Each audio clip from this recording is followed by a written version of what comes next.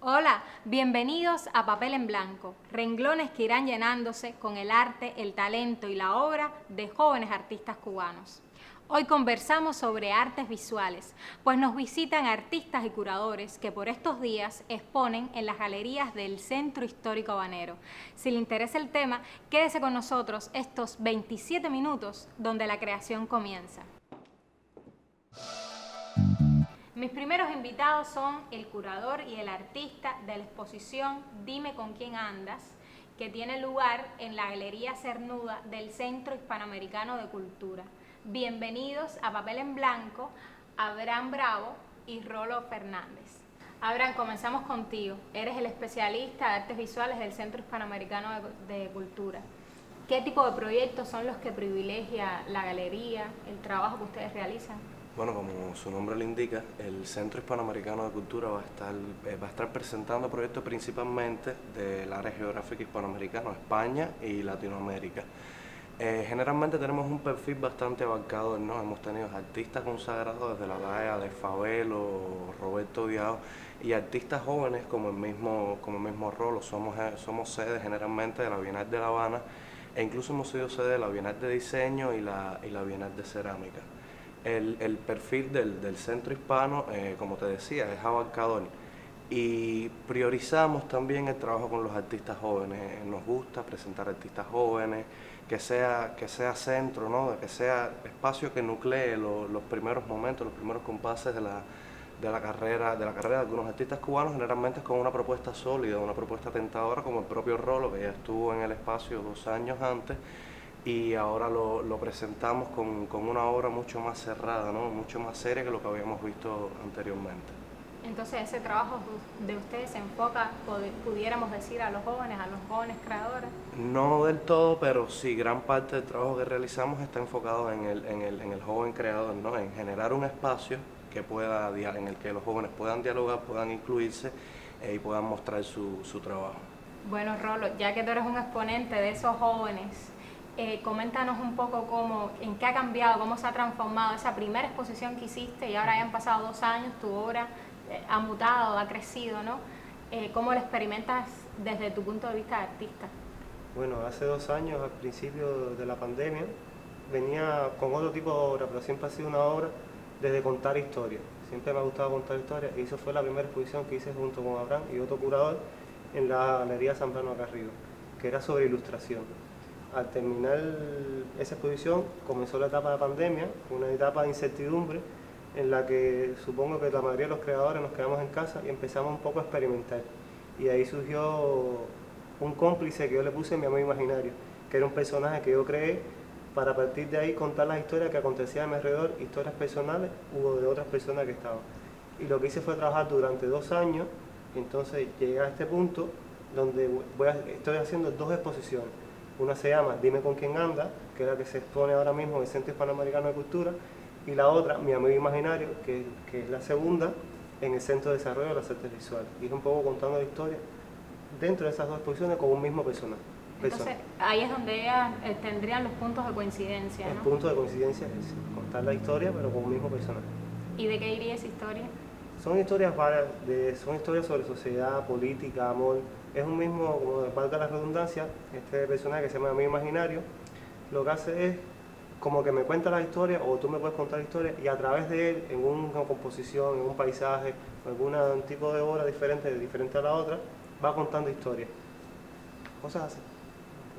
Rolo, ¿y qué distingue estas muestras? Bueno, primeramente la muestra del Centro Hispanoamericano, la muestra se llama Dime con quién andas, para que cuando veas la segunda exposición es mi amigo imaginario. Entonces, en esta primera muestra del Centro Hispanoamericano es cómo fue que nació mi amigo imaginario, cómo tenía color, los formatos, cómo fue mutando a color rojo, y en el centro de desarrollo cómo fue llegando al dibujo y cómo fue perdiendo color, cómo fue volviéndose un poco más minimalista, porque mi obra trata también sobre lo pragmático, ser un poco pragmático pero al mismo tiempo sutil. Es decir, tratar un tema, por ejemplo, una de las obras que está en el Centro Hispanoamericano se llama Contigo en la distancia. Entonces es un personaje con la mano larga hasta el final, casi 2 metros, con una flor en la esquina. Entonces eso, ser pragmático, decirte con el título y a la vez sutil, con un título de una canción que tiene más de 100 años, y es eso, tratar sobre eso, cómo ha mutado la obra desde el principio de los 2 años hasta ahora, cómo ha llegado desde la pintura hasta llegar a un dibujo minimalista. Y Abraham, uno siempre disfruta mucho las exposiciones desde el artista, pero el curador es una pieza fundamental dentro de ella. Coméntanos un poquito de cómo fue esa labor de curaduría, cómo la concebiste. A ver, yo creo que la idea de la muestra de Rolo surge inicialmente una conversación informal y nos proyectamos para a lo mejor generar una muestra con un tiempo determinado. Por sucesos particulares se dio ese momento con más antelación de la que pensábamos y ya pronto nos pusimos en función de todo. Nada, detrás de la curaduría yo creo que el elemento principal es la idea, ¿no? O sea, entre artista y curador hay una retroalimentación y una idea fundamental que es la que quiere defender la muestra. En este caso, lo que queríamos hacer, creo que queríamos hacerlo los dos, era demostrar esta evolución en el trabajo de Rolo, ¿no? Ver que de un trabajo que originalmente partía de una historia exenta del cuadro, podía ser un cuento, podía ser un pataquí, una novela, y desde esa cualidad casi ilustrativa y referencial era que generaba la obra. En este caso ya estamos hablando de obras que surgen de sí mismas, como mismo decía, que van contando una historia propia. Y en base a eso Rolo fue desarrollando todo un andamiaje estético, toda una simplificación de la escena, de un grupo de cosas que va disponiendo en el cuadro, que se hacen muy notables, ¿no? Y se notan mucho cuando lo pones a contrastar con la muestra previa que tuvimos aquí en el Centro Hispano. Yo creo que esa es la idea principal detrás de la muestra de nosotros. Fuera de allá, entre los dos, porque siempre me gusta decir que tanto artista como curador realizan un trabajo común, ¿no? Vamos congeniando, vamos pensando, vamos viendo las piezas, entre los dos cada quien defiende una idea particular y en base a eso ejecutamos una selección de las piezas que ya tenía Rolo con este nuevo tipo de trabajo que viene defendiendo. Y nada, tratamos de contar una historia que es una historia personal, pero es una historia de todo, es una historia que habla del viaje, que habla de la insularidad, que habla de traumas individuales, de traumas ya sean románticos, ya sean pragmáticos. Hay todo un sistema de diálogo dispuesto en la muestra que creo que si bien está contado desde la óptica de Rolo, queda como una invitación al público, ¿no? Que llegue y que poco a poco vaya desentrañando todas estas ideas que hay tras cada pieza. Bueno, el tiempo se nos va agotando. Yo estoy muy agradecida de que hayan estado hoy con nosotros en Papel en Blanco y a ustedes les pido que se queden aquí donde la creación comienza. Mi siguiente invitada es historiadora del arte, enamorada de la fotografía, se desempeña como curadora de la Fototeca de Cuba. Bienvenida a Papel en Blanco, Mónica Pérez Llorente. Hola Mónica, un placer tenerte aquí. La Fototeca ha realizado una labor muy interesante y destacada durante estos 2 años que hemos vivido de pandemia. Coméntanos un poco cómo fue ese trabajo que realizaron, qué relación tuvo con ese evento tan importante que realizan, que es Noviembre Fotográfico. Sí, realmente la pandemia, a pesar de las características un poco difíciles, ¿no?, que impuso en el panorama mundial y bueno, en el nuestro específicamente, sí nos ayudó a, digamos, a mirar un poco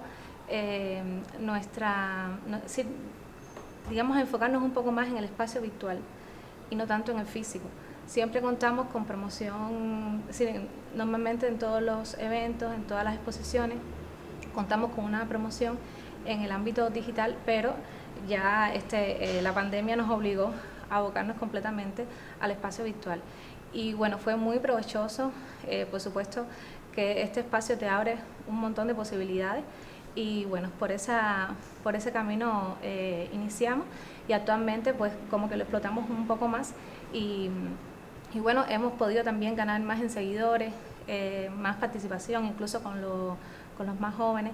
Y Noviembre Fotográfico también, con esta nueva forma de asumirlo, nos abrió también una posibilidad de reformularlo.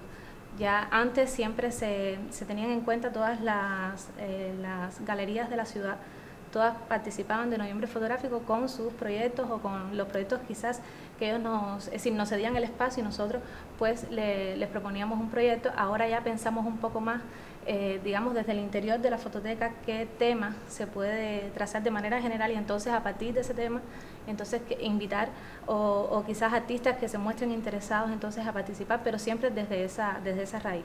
Y también hace muy poco colaboraron con la Bienal de La Habana. Sí. ¿Cómo fue esa experiencia? Sí, fuimos sede de la Bienal. Ahora recientemente, en el mes de abril, presentamos la exposición Horizontes Inestables.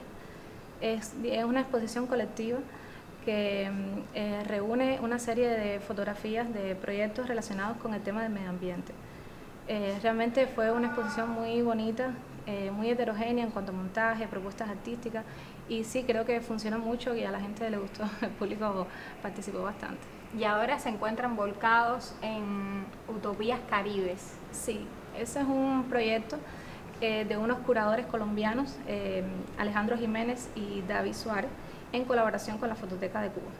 Es una exposición colectiva también de 12 artistas caribeños, de ellos 3 cubanos. Y bueno, con toda la diversidad que trae el Caribe, asimismo está presente en nuestras salas de la fototeca.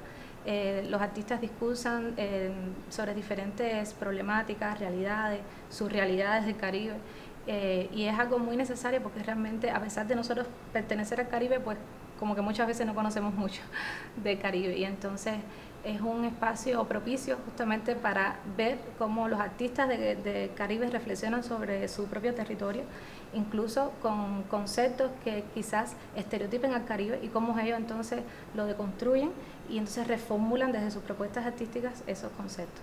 Y Mónica, quería preguntarte, porque lo hablábamos un poco con anterioridad con otros invitados, el curador está ahí, pero a veces quedas un poco a la saga, ¿no? ¿Cómo es esa relación ya desde el punto de vista como curadora que eres, ¿no?, con la obra del artista, que a la vez cuando pasa por ti se convierte también, pues se puede decir, como en otro hecho artístico, ¿no? ¿Cómo es esa relación que establece? Claro, sí, yo siempre he visto la curaduría como otra creación, realmente desde la investigación, desde la concepción del espacio, la disposición de las obras, todo eso es otra creación más, y por supuesto complementada con la de los artistas en este caso particular. El curador, bueno, para mí es una de las figuras indispensables en una exposición, es el que la idea, y junto con el artista pues el que la lleva a cabo. Pero bueno, mi experiencia en la fototeca realmente digamos que la presencia del curador es bien fuerte, porque bueno, es decir, somos un equipo de trabajo que trabajamos siempre en curadurías. Además de que un artista pueda traer su proyecto, pues nosotros también reformulamos, vemos, conversamos con él, replanteamos la idea. Ha sido un placer tenerte con nosotros en Papel en Blanco y te esperamos pronto. Gracias. A ustedes, quédense aquí donde la creación comienza.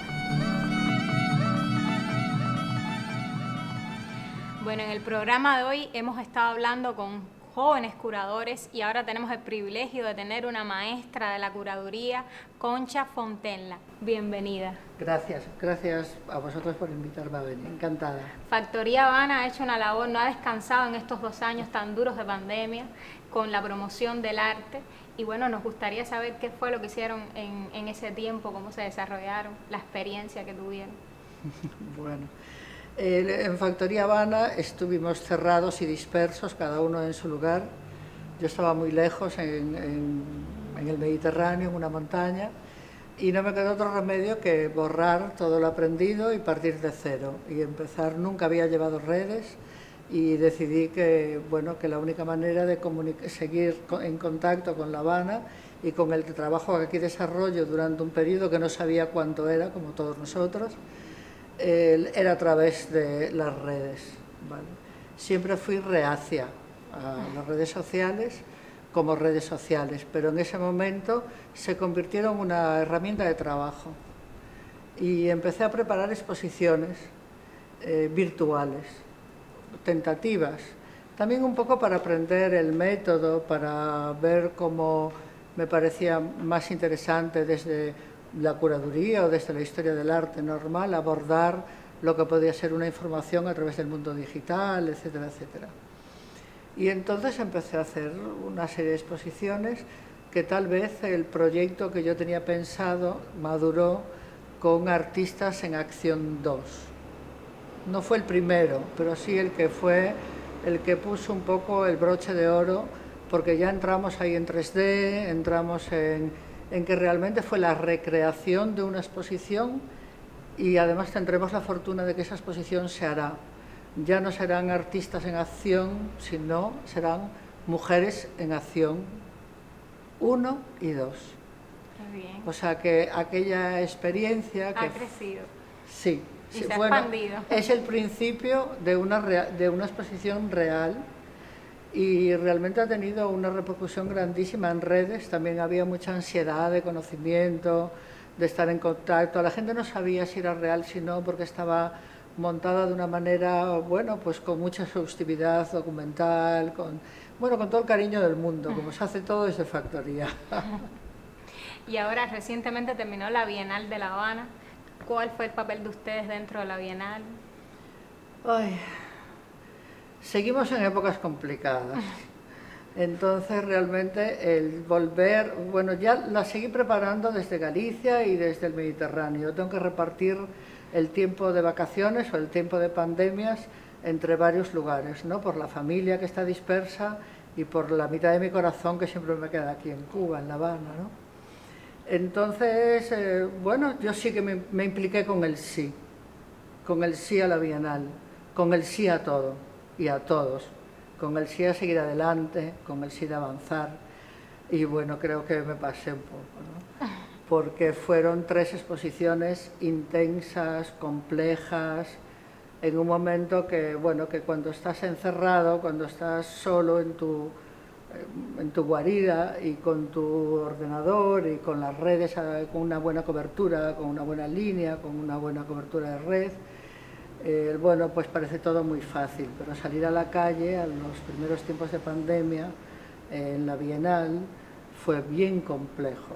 Los presupuestos fueron imposibles, los medios para conseguir aquí cantidad de cosas necesarias, imprescindibles para montaje, pero bueno, he de decir que todo siempre es bueno si al final se resuelve, si al final queda bien. Y estoy muy contenta con los resultados de las 3 exposiciones. Y Factoría Habana ahora se encuentra enfrascada en la poética del vacío. ¿Nos comenta un poquito? La poética del vacío es como el tercer paso, ¿no? Fue una exposición individual primero de Santiago Rodríguez Olazábal, una individual, fue la inauguración de Factoría Diseño, con una exposición como La Caña, con muchas referencias históricas también, y esta es la tercera exposición, de nuevo en Factoría Habana, que es de lo que venimos a hablar hoy, la poética del vacío. El vacío es el quinto elemento de la naturaleza, es una exposición dedicada íntegramente a la naturaleza y sobre todo a los elementos de la naturaleza tan en peligro, ¿no? Realmente, yo que soy muy ingenua, creí que todos los peores de los males ya los habíamos pasado cuando yo planificaba la poética del vacío, ¿no?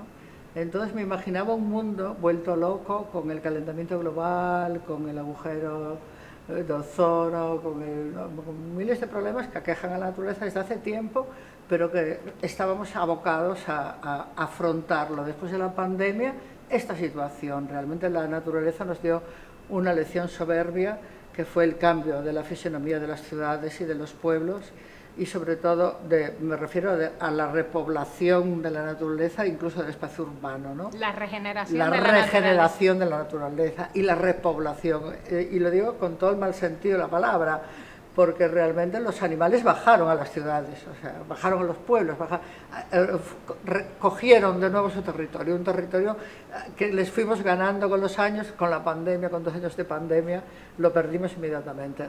Enseguida empezaron a ir coches y gente y se volvieron a marchar para allá arriba. En fin, la idea de esta exposición era esa, introducirnos de lleno en un tema que ya habíamos empezado con divergencias, paradigma líquido, con la exposición de Rafael Villares, un artista que hizo después de la tesis de grado una gran exposición en Factoría Habana, a la que le dedicamos mucho tiempo, y él toda la energía y conocimiento y artisticidad de la tierra, que estuvo centrada en un tema que nos preocupa mucho en Factoría como línea de trabajo, que es la relación entre arte, ciencia y naturaleza. Es una manera, entendemos, que es de afrontar el arte desde el conocimiento, y aquella exposición Divergencias de hace 2 años y piquito ya, o 3, ya pasa el tiempo muy deprisa. Bueno, pues habíamos trabajado, Factoría Habana se convirtió en el taller, en el estudio de Rafael Villares y el estudio de científicos de disciplinas muy diferentes, desde la astronomía, la física, las matemáticas, la botánica, en fin, que colaboraron con diferentes piezas aportando conocimiento y aportando incluso fisicidad a las obras. Fue muy interesantes, fue de esos lujos que se puede conseguir aquí cuando en un país en el que el tiempo tiene otro sentido y de vez en cuando podemos detenerlo y profundizar en lo que está pasando, ¿no? Eso es una maravilla, ¿no? Concha, y a los curadores que han pasado, que han estado invitados al programa, le hemos hecho la pregunta de la experiencia del curador con su relación con el artista, ¿no? ¿Es el curador también un artista que crea también arte de un ejercicio que ya de por sí había nacido? Por supuesto que sí, están muy en lo cierto. Los jóvenes siempre tienen una lucidez mayor, que incluso nosotros somos más intuitivos.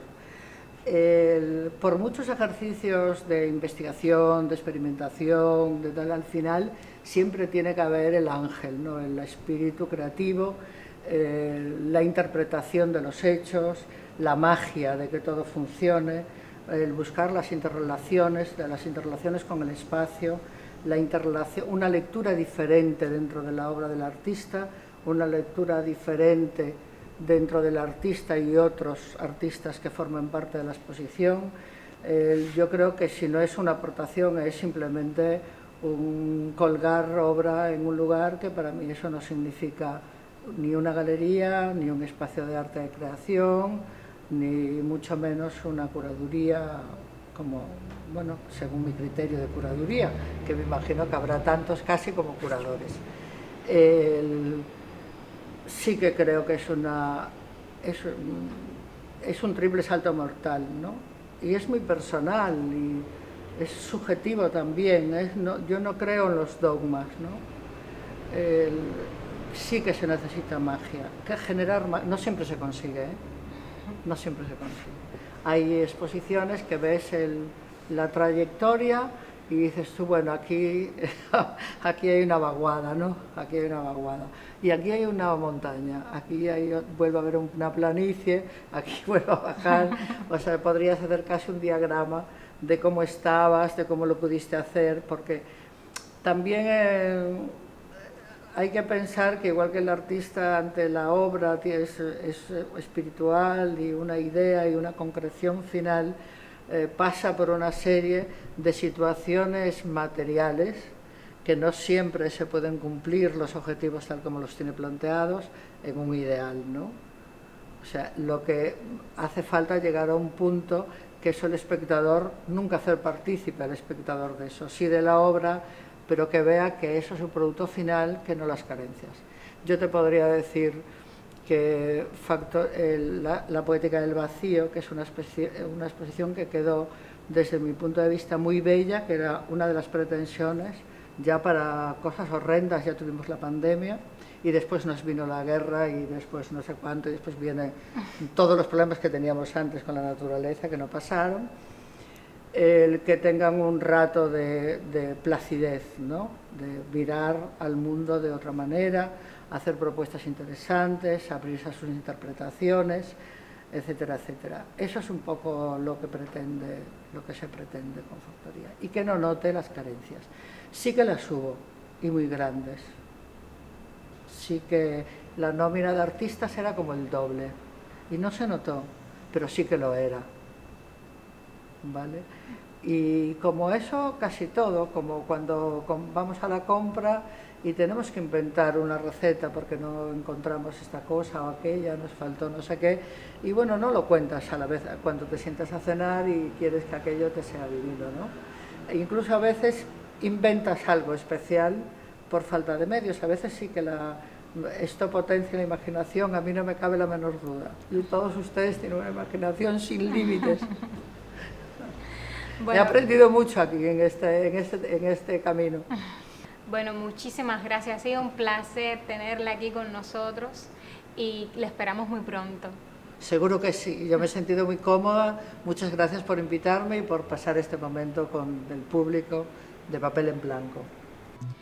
A ustedes los invitamos a que acudan a Factoría Habana. Yo los espero en un próximo Papel en Blanco, aquí donde la creación comienza.